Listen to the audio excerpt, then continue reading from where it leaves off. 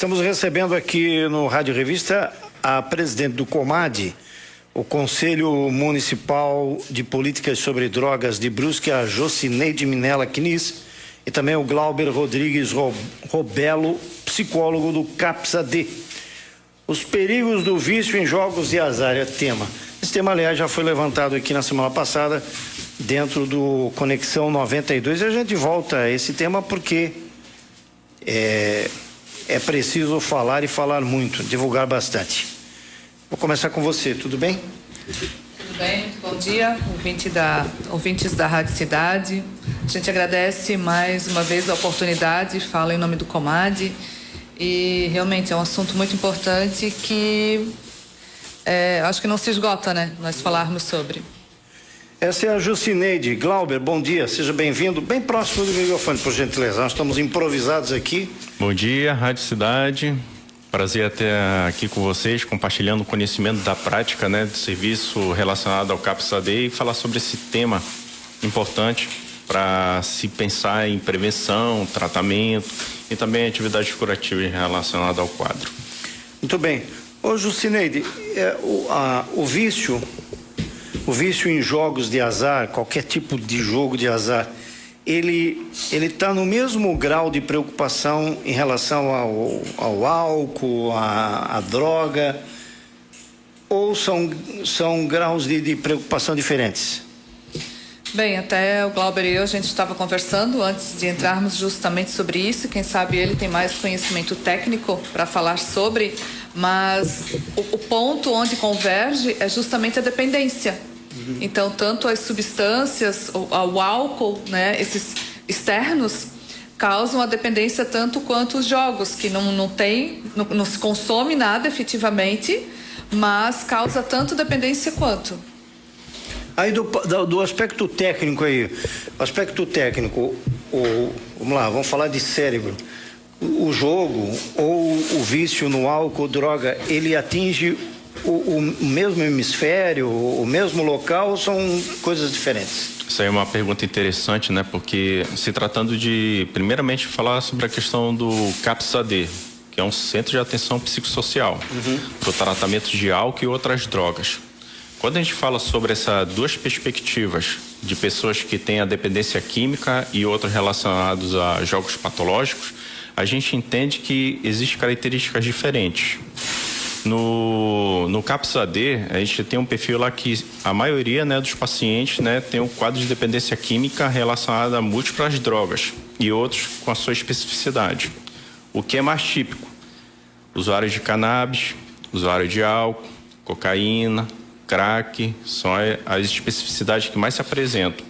Quando se trata de jogos patológicos, é uma dinâmica diferente. A produção, ela está mais relacionada a um componente do cérebro mesmo, que seria a questão da noradrenalina e a dopamina.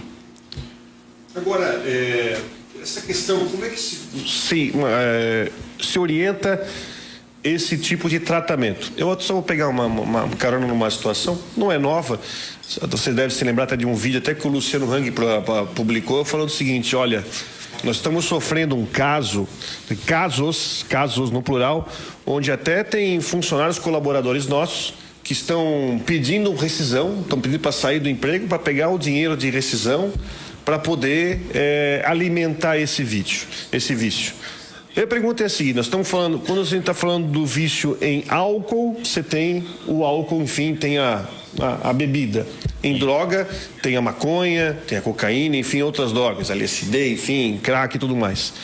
E no caso do vício em jogos, você não tem nenhum tipo de substância, você tem só a questão do tratamento. Como é que se imagina o tratamento para isso? É bom se pensar quando se trata de dependência. Pode ser para o aspecto de substância e essa relacionada aos jogos. Mas o que tem em comum quando se trata de tratamento seria basicamente concentrado no aspecto da compulsão. Seria mais a repetição de um padrão, né, desenfreado até severo relacionado a um vício. E também uma outra característica seria a impulsividade, que geralmente os pacientes eles têm a incapacidade de resistir a algo que proponha a ideia de vício. Por isso que é muito difícil eles frearem. É necessário toda uma preparação em termos de tratamento medicamentoso, tratamento de grupo, atendimentos individuais e orientações técnicas que a gente propõe lá no CAPS-AD, que é mais o perfil do técnico de referência. Então, dentro dessa linha, né, quando se trata de tratamento, é todo esse conjunto. Só que isso aí depende de uma avaliação da equipe multidisciplinar, que tem uma dimensão interdisciplinar. Qual é a diferença? Tem todo um conjunto de saberes, conhecimentos relacionados a tratamento que dê o maior direcionamento ao paciente. No final dos anos 90, início dos anos 2000, nós não tínhamos uma força tão grande da internet, mas tínhamos os bingos. Vocês lembram dos bingos? Eu lembro que tinha um bingo ali na Rádio Cidade, embaixo, onde é a rádio, ali na Rui Barbosa. Né? Isso. Rui Barbosa, que era uma coisa impressionante. Eu chegava cedo, como chego aqui, né? E ainda você se deparava com gente saindo do bingo, que aquilo era madrugada. Eu tive caso, tinha um amigo meu, onde o pai dele foi lá buscá-lo dessa casa lá, porque ele estava lá o dia inteiro. Mas uma coisa escondido. Mas uma coisa que me chamou a atenção nos bingos era o perfil, idade. Eram pessoas mais velhas, você não via jovem no bingo. Você não via garotos de 17 anos, 18 anos, saindo 5 horas da manhã domingo. Você via pessoas idosas, principalmente muita gente idosa, muita gente madura, né? Então eram homens maduros, mulheres maduras, mas não jovens. O que mudou? O que mudou do tempo do bingo, né, para o tempo atual na tua avaliação, Glauber? Seria mais, falando de uma perspectiva sociológica, revolução informacional. Então a internet ela tem dado esse espaço em que as pessoas de qualquer momento têm acesso fácil através de tablets, notebooks, celulares e principalmente a construção de plataformas virtuais relacionadas a jogos. Além do mais, a questão de influenciadores. Eu vejo dentro dessa perspectiva. Pois não, Jucineide. É muito interessante o Glauber ter tocado, né? Eu estava refletindo justamente sobre isso, sobre os influenciadores. E justamente ontem eu fui almoçar com a minha mãe e ela estava com a TV ligada, a TV aberta, né? Eu assisto, enfim. E eu estava lá e passou uma propaganda de um leão, não sei se vocês já viram, mas é assim uma mega produção. Sim. E por fim o Luciano Huck, né, arremata lá, finaliza o marketing, né, a propaganda. E aí eu fiquei refletindo justamente nisso, tem essa potência, né, da revolução que a internet trouxe, e também tem esses influenciadores. E numa outra propaganda também, ali perto, próximo, tinha uma que estava o Galvão Bueno. Então são pessoas que têm uma influência muito grande, principalmente na massa, e que levam essas pessoas, ainda fala assim a propaganda, o mote, né, era diversão. Divirta-se, né? A sua diversão, aí as pessoas na balada, então todo um movimento de que leva a entender que eles irão se divertir. Então é muito interessante, muito importante a gente pensar sobre isso também, né? Pensar sobre esses influenciadores, quem eu sigo, o que se fala. E aí quando eu vi aquelas propagandas com eles, me deu uma repulsa. Pensei, nossa, o Galvão Bueno, né, este senhor, que no meu entendimento já está com a vida ganha, que poderia falar justamente contra, né, usar o poder dele, esse alcance que ele tem, para prevenir, para alertar, e porque se fala também que essas pessoas, né, alguns influenciadores, eles ganham uma porcentagem sobre o que as pessoas perdem. Chamam-se de taxa da desgraça. Tá. É verdade. Então, para quem é a diversão, afinal de contas, no fim, né, no frigir dos ovos? Vai para essas pessoas? Vai para o Galvão Bueno? Eu li recentemente que parece até a Virgínia, que é uma das outras mega, né, influencers aí do país, que também fez uma propaganda e também... Tivemos uma presa em Brusque por causa disso. Sim. Então, justamente por isso que surgiu esse assunto no Conselho, né, Glauber? Nas reuniões sobre as lives que nós faríamos. Então, parece assim que as influências, elas vêm de tudo quanto é lado, né? Essas empresas, elas são muito bem estruturadas e elas sabem como atrair essas pessoas. Então, o bingo era uma pessoa que falava para outra, vamos lá no bingo, porque me parece que sempre houve essa dependência em jogos, A gente conversa com pessoas que o avô, o bisavô perdeu tudo no jogo, sempre existiu, ou há muito tempo existe, mas agora realmente eles estão com uma estrutura onde está na palma da tua mão. Não, e hoje, além de uma estrutura que está na palma da tua mão, você vê um maior número de pessoas entrando nessa adrenalina, digamos assim, né? Mas eu gostaria que se não for antiético, pergunta aqui, se você poderia trazer um testemunho de alguma pessoa que, claro, não vai dizer nome, não vai dizer idade, ou pode até dizer idade, mas nem o local onde a pessoa mora, mas esse aspecto do teu testemunho como profissional fazendo o tratamento, é possível? O que você pode falar sobre um exemplo, digamos, trazer um exemplo de alguém que você tratou, que está tratando, um jovem, uma pessoa adulta, enfim, não sei se é possível isso.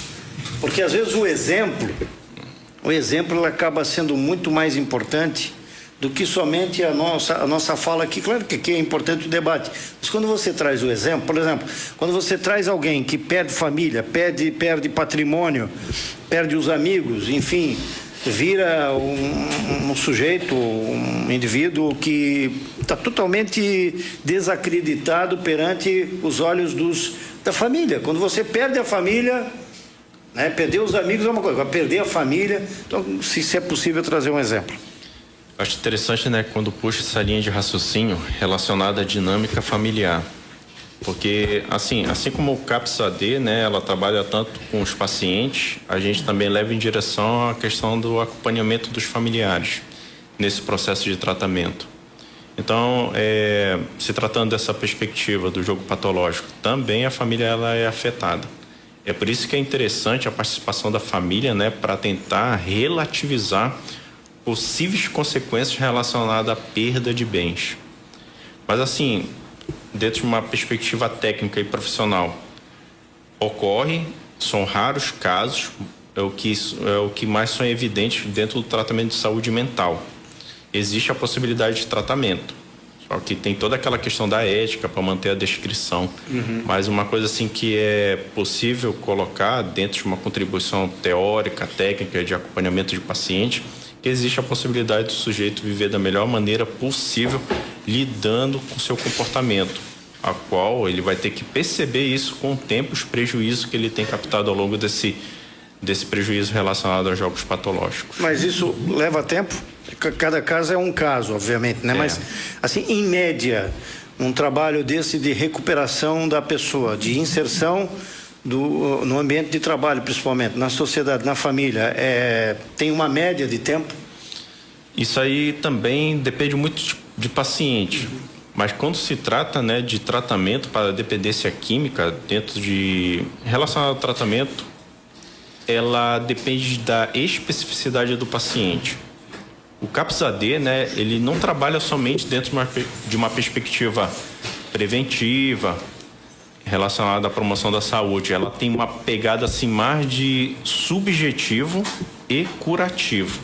Subjetivo, porque tu vai levar em consideração todos os aspectos da história do sujeito, aspectos emocionais, físicos, psicológicos, é toda uma gama de reparo. E de tratamento que basicamente deve ser contínuo. Assim, o paciente ele pode ter as recaídas dele, isso é bem normal. Isso também se aplica aos jogos patológicos, ele pode ter as recaídas relacionadas ao comportamento. O mais importante é ele poder vigiar os pensamentos e os comportamentos que são geralmente persistentes. Essa vai ser a maior responsabilidade por parte do paciente. E aí uma pergunta que me surgiu. Onde é que, dentro desse processo não sei se aconselhamento é a palavra certa, de tratamento, onde é que a família entra? Ela é chamada também para conversar sobre esse assunto? Também. Porque assim, a família... Tem que ser chamada, né? Porque... Isso é importante. Porque a família, né, ela tem intenção de ajudar.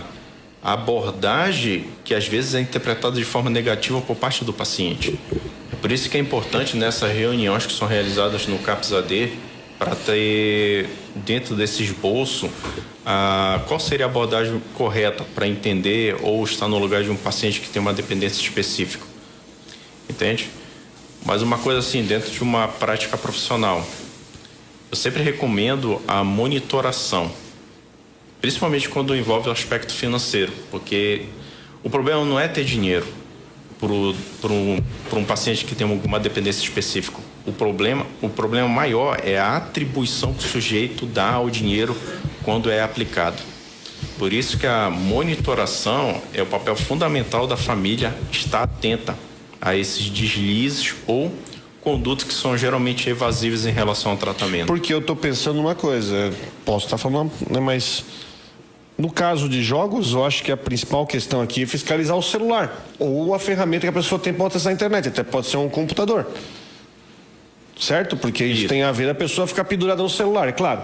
Existem pessoas que também ficam penduradas no telefone, mas aqui fica pendurada em jogos, porque sabe o que eu estou falando sobre isso? Porque eu vi duas coisas essa semana que eu achei interessantes. Uma ontem, Dirley, assistindo o jogo do Campeonato Brasileiro ontem, eu vi uma propaganda de uma empresa nas placas, aquelas placas, usando textualmente a expressão "o Cassino do Brasil". Aquilo lá me chamou a atenção. O Cassino do Brasil estava naquelas placas.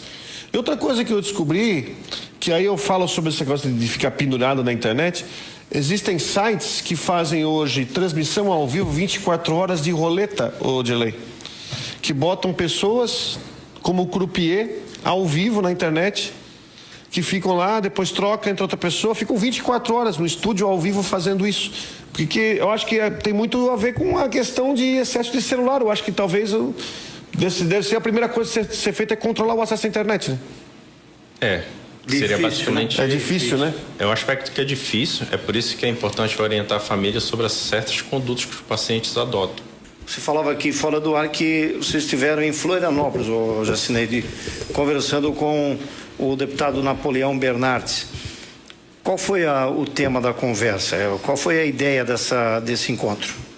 Sim, nós nos reunimos, né? Fomos eu, Glauber, Dr. Lima e a policial Karine, que é instrutora do PROERD, e levando justamente esse clamor, né? Justamente essa preocupação do que pode ser feito para evitar, para combater, para diminuir, porque a gente sabe, né, que eliminar de vez, não sei se um dia será possível, mas o que nós poderíamos fazer, o Lino Focus, no conselho, ele enquanto deputado lá na Assembleia, para conter algo que vem nos preocupando, porque é um vício, é uma dependência silenciosa e parece-me que já está sendo normalizada pela sociedade a despeito dessas propagandas todas que a gente vem vendo, né, e falamos há pouco. Então, a gente foi lá justamente para ver o que nós podemos fazer. E ele também já era uma preocupação das pautas dele, dos estudos e das proposições, porque eles também vêm percebendo essa demanda, né, crescente e todo esse estrago que vem causando na sociedade. Agora nós temos os jogos de azar online. Daqui a pouco vão aparecer aí os cassinos, que é uma outra... É uma outra vertente, porque assim, me parece que vai se alastrando e eles vão encontrando todas as oportunidades, estudam, né, e inserem no mercado oportunidades para cada vez mais pessoas aderirem. E a gente falava, né, ainda há pouco no intervalo sobre essa questão da diversão. Esse é o apelo para brincar, pessoas, né? Para brincar, exatamente, igual você falou há pouco, né? Não é para ganhar dinheiro, é para brincar. Eu vi uma propaganda de uma bet muito conhecida, muito forte, que o estímulo era do influenciador não é para você ganhar, é para você brincar. E começava sempre com aquela coisa, Rodrigo Santos, brincar com R$5, com R$10, quer dizer, um valor bem abaixo. Não, brincar de perder dinheiro. E agora é regulado pelo governo. Agora o governo ganha imposto em cima disso. Agora virou brincadeira oficial. Antes era um negócio clandestino, hoje agora é brincadeira oficial. E fatura bastante o governo federal com isso. Eu vou fazer uma última pergunta aqui para o Glauber. Quais são os sinais de alguém dentro da família que eu posso verificar de que essa pessoa ela é uma pessoa viciada em jogos? Às vezes você pode não tomar conhecimento, a esposa, o marido ou mesmo algum filho, né? Quais são, na tua avaliação, os sinais mais claros, né, que se demora para perceber que alguém ali realmente está com uma dependência em jogos? Isso aí é uma pergunta bastante interessante porque é um questionamento que a maioria dos pacientes costumam sempre direcionar o profissional quando faz uma solicitação em termos de diagnóstico. A finalidade do CAPS nunca foi dar um diagnóstico precoce. Envolve toda uma dinâmica de avaliação em conjunto com outros profissionais e principalmente aquele que está acompanhando o tratamento, que é o técnico de referência. Mas quando se trata, né, dos sinais e também dos sintomas relacionados a uma pessoa que tem uma possível, né, dificuldade para lidar com o comportamento relacionado ou associado aos jogos patológicos, seria a forma do sujeito ter a dificuldade para controlar o comportamento, que seria basicamente a impulsividade. O sujeito ele tem dificuldade para repensar sobre a questão dos prejuízos. Principalmente uma característica que marca muito dentro do discurso do paciente são as falácias. Falácias relacionadas aos jogos. Vou dar um exemplo bem prático, né? Pode até ser colocado dentro de uma perspectiva geral. Hoje sonhei com o número 13. Então significa que é um sinal que hoje eu estou com sorte. Então ocorre muito essas características dentro da falácia de um paciente que tem os jogos patológicos. E também a necessidade de sempre fazer reparo relacionado a uma perda anterior quando envolve o aspecto financeiro. O sujeito, digamos, aposta assim 100. Ele ganha, digamos, R$500 numa aposta. Mas na próxima ele vai tentando e vai percebendo que ele vai ganhando o tempo todo. Então ele faz aquela combinação letal da sensação que ele experimenta de prazer, de estar o tempo todo ganhando, relacionado à cognição, que seria esse pensamento que surge, esse diálogo interno. Hoje eu estou com sorte, eu tenho muita habilidade com isso. Só que se você for levar em consideração, né, quando se trata de uma pessoa que tem dificuldade com esse comportamento mal adaptativo relacionado ao jogo, se trata de uma probabilidade e não de uma habilidade natural do paciente. Então já começa a conceber isso quando ele já tem um prejuízo financeiro, que envolve os aspectos de bens pessoais, carro, casa, prejuízo no contato com os familiares. Por que dentro dessa dinâmica familiar? Porque ele acaba envolvendo o ciclo primário dele. Nossa, isso aqui que eu estou jogando mudou minha vida. Só que ele sempre vai falar das vantagens relacionadas ao ganho. Ele nunca vai levar em consideração as perdas anteriores. Então essa sim é uma característica que é muito evidente na fala de pacientes. Glauber, você tem uma ideia mais ou menos de número de pessoas que já estão sendo atendidas por causa dessa situação em particular? Você já pode comparar, por exemplo, que é o número maior, menor, igual, por exemplo, dependente de álcool ou de drogas? Só para trazer numericamente quantas pessoas já estão procurando. Numericamente, mais uma ideia de quantas pessoas já estão procurando esse tipo de atendimento?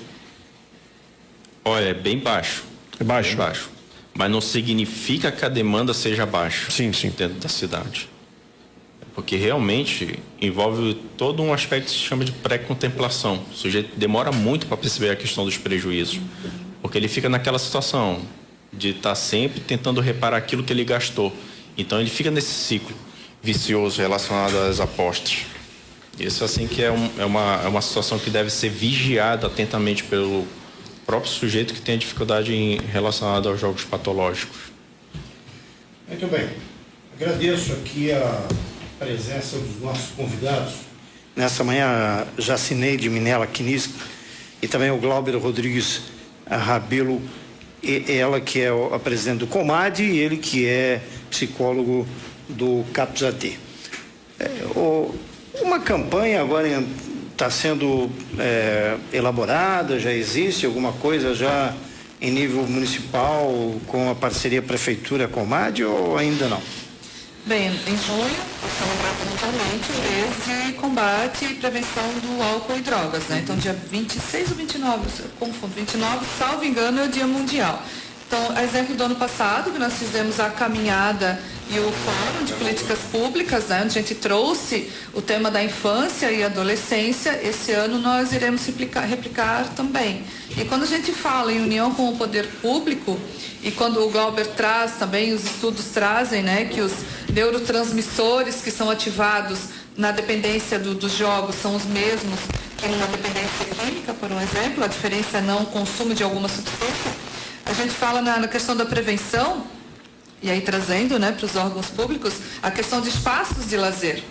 Porque para a pessoa também liberar esses hormônios do prazer, então, através do lazer, e que na cidade, então, poderia haver mais espaços para as pessoas terem onde se divertirem e produzir esses neurotransmissores, né? Já que é tão fácil, né? Na palma da mão, como a gente falou. Então, essa também é nossa proposta para o poder público. Né? Aumentar, ter mais espaço de lazer para as pessoas, famílias, adultos, crianças, terem onde buscar essa satisfação que os jogos trazem.